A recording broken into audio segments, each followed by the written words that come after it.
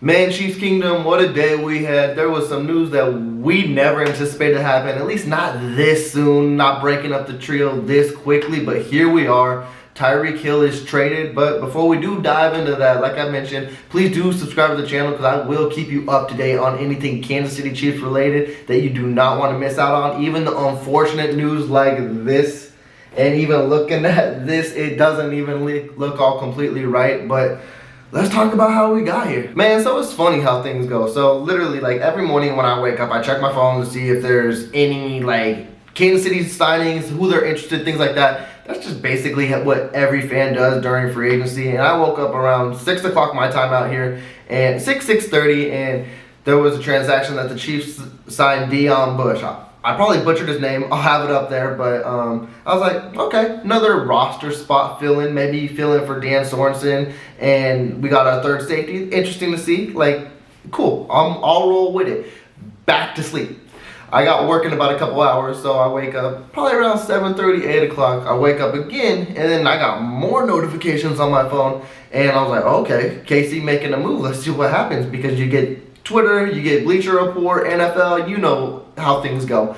And it says Tyreek Hill, the Chiefs have granted permission for Tyreek Hill to be traded. And I'm like, what?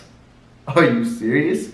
And the first initial thought that comes into my head after I go through a few tweets and I'm seeing how we got here was, fuck the Raiders. And I knew this in my head from the get-go when everyone was saying the Raiders overpaid for Davante Adams.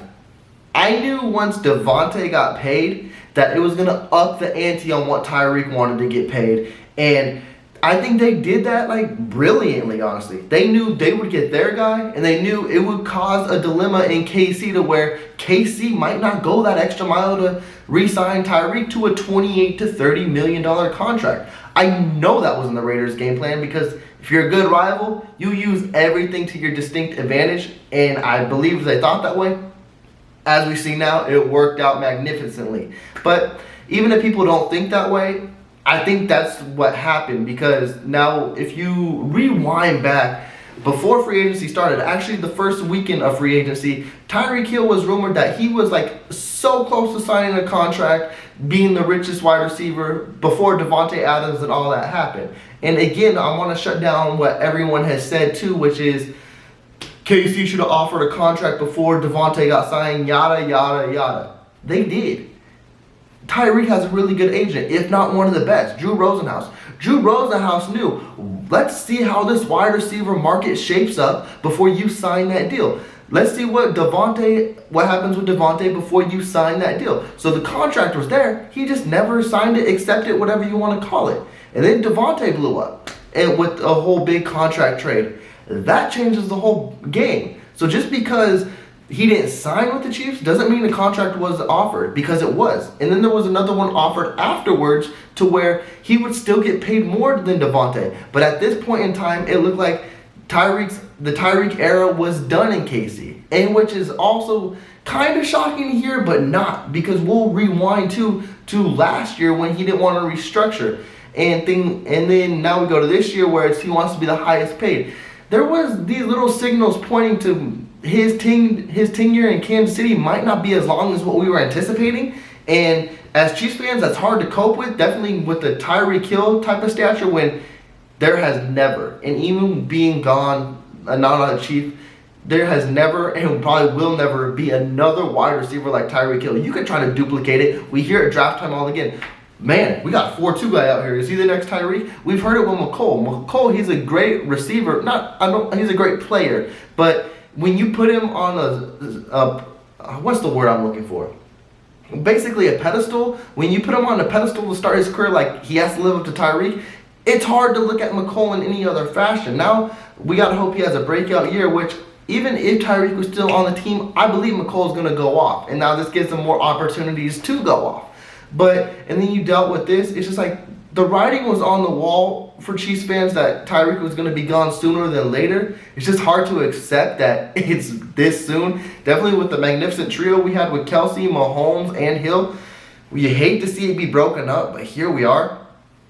And it's funny because I follow this team just so like very, very closely. So that's why I'm not too shocked with it, because you always see Mahomes and Kelsey close, like brothers, like legit, like brothers. They'll do everything and anything throughout the offseason, but you never see Tyreek there. I'm not going to question a relationship, because I guarantee the relationship is good. It's just not on the level as a Kelsey and Mahomes, where if Kelsey was put in the same situation, I guarantee you Kelsey going to save money to end his career in Kansas City, other than, hey, let me finish off with like a Jets or a Dolphins. And then another big point to this too also was, Hill lives in Miami. That's where he loves to be. He has a beautiful home out there. And even like a couple years ago, even when he restructured, it's like I always felt like Miami was going to be the destination. So when you hear the Jets and Dolphins, I didn't even factor the Jets. Like, I knew if Kansas City was going to do right by Hill, it was going to be Dolphins. And the fact that he wanted out, which again,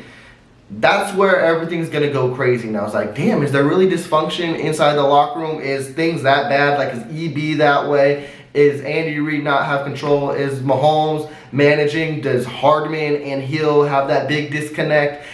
He didn't even mention Hardman in his goodbye letter. It's like all those things are going to come to a head again. It's just going to bring crazy things. And that's just the offseason we live in. So that's unfortunate. But I just think he loves Miami. Like, Miami is his place to be in. If he can make that his home for 365 days out of the year, he's not going to pass on that opportunity. And then you're going to go now to the trade details, which I'll have popped up right here. I'm going to try my best to do it off the top of my head, because this is actually kind of impressive. And again, my initial reaction was KC did not win this trade if they're not getting Jalen Waddle or Xavier Howard. Like, a draft pick is basically a lottery ticket. But then again, Veach has shown he can strike gold in the draft. So what KC did get back was the first round pick, which is the 29th pick. They got back a second round pick, which I think is the 50th pick. They got back a 4th and a 6th, and then they got next year's 4th and 6th. So this is a rare scenario, because the Raiders didn't even give up that much for Devontae Adams also. So this is the kind of stature that Hill is on, where the league views him in a different way. You can have your debates if he's the best receiver in the game. Yes, no, maybe so. Who cares? There's no debate. There is not another player like him in this league. That's what puts his price tag at a whole different level. And that's why KC got a huge haul for him. You don't usually get that type of haul when it becomes, unless it's a quarterback. And this is a different scenario. And initially when I saw it, I'm like, man, fuck this. This is just draft picks. Like, I would have felt more better with Jalen Waddle, because Jalen Waddle, he's not Tyreek. No one will ever be Tyreek, and that's what Chiefs fans got to get accustomed to. Is like, any wide receiver that come in is not going to be Tyreek.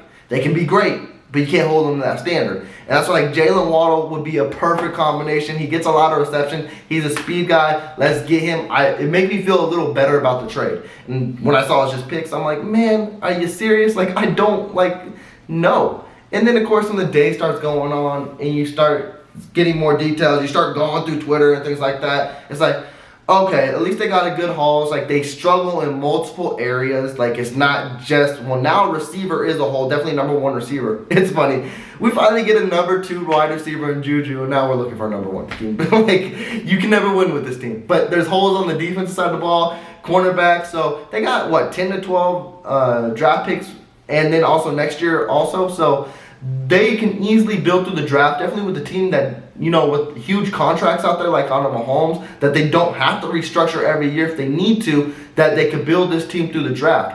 And another thing too, which is where I kind of think Miami lost the trade heavily, is when it comes down to the contract, how much they gave up, and then if you view this draft. So this is where things get blown out the water, and it's the contract. 4 years, $120 million, and that's, of course, what we first see on social media. When you see 4 years, $120 million, it's $30 million, not guaranteed, $30 million a year, which is the biggest contract for a receiver. He's getting paid top 10 quarterback money. You're like, what the fuck? Like, I can see why KC didn't go that route. Like, no one should ever go that route. Definitely for someone, of course, my phone gonna ring. Let's knock that shit off. Yeah, so back to this. Like, no receiver, like $30 million a year, that's crazy. Quarterbacks don't even, like, most quarterbacks don't make that until you start getting the upper elite quarterbacks. So it's like, wow. And then you start thinking, it's like, Tyreek's 28, going to be 29 season, 6 years in the league.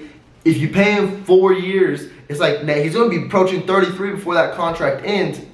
That's when it starts getting iffy, and I can see that's when KC starts pulling back and be like, I don't know if I want to pay you those big dollars when you're early 30s, when production, like, statistically starts to slip. So I get where they held back.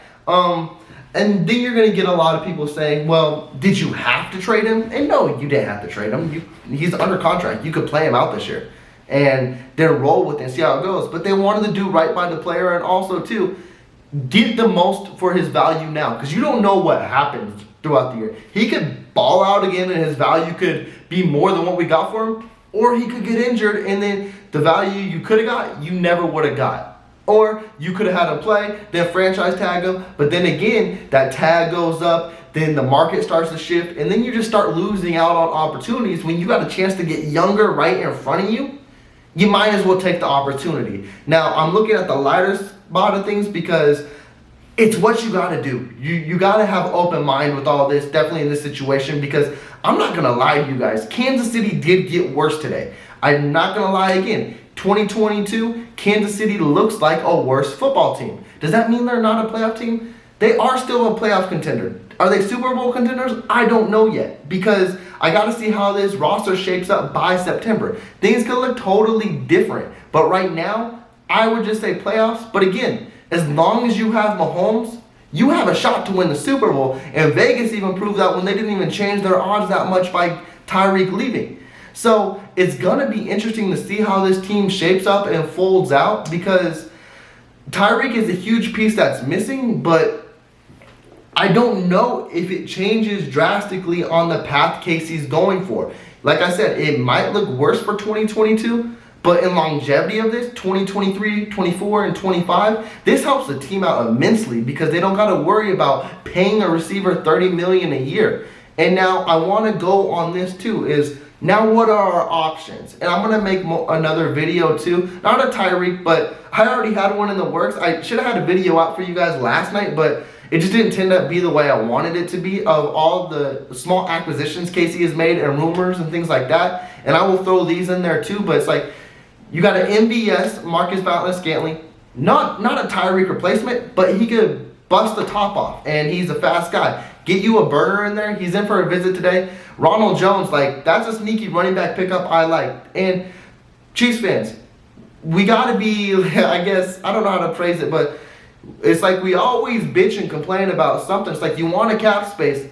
Well, now you got it. You just didn't get it in the fashion you want. KC has the most cap space in the league. So let's see how they maneuver and do things. There's one thing that I don't want to come accustomed that I've been seeing, and I don't want to say accustomed's the right word, but I've been seeing rumors about KC should trade DK Metcalf. And I would be excited and stoked to have him, of course, because that's a quick answer and replacement. But it's like, why? Why would you do that? Like, you got to pay him $30 million next year or around it, but you won't do it for Tyreek. So it doesn't make sense to me to do that trade. I would rather trade for a Tyler Lockett who's already under contract, or maybe even a Brandon Cooks, and I'll probably dive in and make more videos about this. Y'all wonder why I made a lot of wide receiver videos. I guess there was a reason for it because now it's a huge need. But a DK, I don't know if that's the answer. Again, I'd be ecstatic if we got it, but it just wouldn't make complete sense to me, and then it wouldn't make complete sense to try to sell that. The only thing I would say how it would make sense is he's younger. I mean, he'd be legit in his prime, what, 25, 26 years old when Tyreek's hitting like 29, 30. That's the only selling point. But again, Tyreek has not shown any falling off point. So again, it's going to be interesting to dive into. And then the last thing I wanted to touch bases on is Tyreek, just the receiver. I've been seeing a lot of things that Tyreek going to fall off drastically and things like that. And he's not going to get the production that he's used to getting. I don't agree with that either. Like, I did see a perfect tweet that said, with Alex Smith, Tyreek was a top 10 receiver. With Patrick Mahomes, Mahomes got him to be 1 to 3 range. But also, too, like, let's give credit to where the quarterback is due, but also the receiver. There's a reason why Tyreek is who Tyreek is. Now, Tua, I don't even know if I could put him on Alex Smith level. What I can do, though, is he's a good short intermediate passer. That's how Waddle excelled in his game last year. He was an 8 to 10 reception type guy. Hill's going to, of course, get into that, and he'll, like, and I was watching it too. It's like the best thing and most beautiful thing that you'll see about Hill, which makes him a top tier player, is like, you guys remember the Buffalo game when he caught that short pass. It wasn't short, but it was like 10, 15 yards, and he took it upfield all the way. He's the only player in the league can do that. And that's not going to change no matter who his quarterback is. If a QB can throw 10 yards and get him the ball, he's going to make some magic happen. So I know this is a tough take. I know there's moments where Casey's going to be very bitter and be like, man, fuck Tyreek. But at the end of the day, even with everything he's been through his life, and if you're a true Casey fan, you know everything, whether the allegations be true or not. I'm still writing that they weren't, and we all stuck with him through thick and thin, and he probably is the best receiver ever to be in KC. I'm just thankful that we had this time. Of course, it was unfortunate it was cut so soon, and I'm just hoping he's as grateful as we are, but he definitely deserved to be paid, just because every other payday was with some, like, you know, what is it, like stipulations and things like that. It's like, if you don't get in trouble here, if you don't do that, if you don't do this. This was going to be his first contract where it's like, hey, cash in. And hey, do it where you live, like in Florida, tax-free state. Like, have fun. But I do agree, too, it's going to be both sides. Tyreek's going to miss Mahomes' arm, and Mahomes going to miss Tyreek's speed. But I do believe both will adjust. And this is going to be something Chiefs fans that I think will help Mahomes' legacy in the long run, because we always hear is Mahomes would not be the same quarterback without a Tyreek Hill, without a Travis Kelce. Well, he took one of those pieces away. I bet you Mahomes still balls out. And I'm going to cut that video right here. But with that, Chiefs Kingdom, like I said, I know it's been a difficult day. You guys give me your takes on how you feel about the trade. I know it hurts. I know it's going to stick with us for a while. I'm ready for draft. But with that, like I mentioned, please do subscribe to the channel, because I will keep you up to date on anything Kansas City Chiefs related that you do not want to miss out on. And please give me that big thumbs up, and I'll be checking back with you guys. Probably a more wide receiver video, since I love the position. That's what I like to play, and that's the sexy diva position. And also, we're going to dive into some edge rushers. Let's talk about cornerbacks. KC got some money. Let's go spend it. I'm checking out. Y'all take care.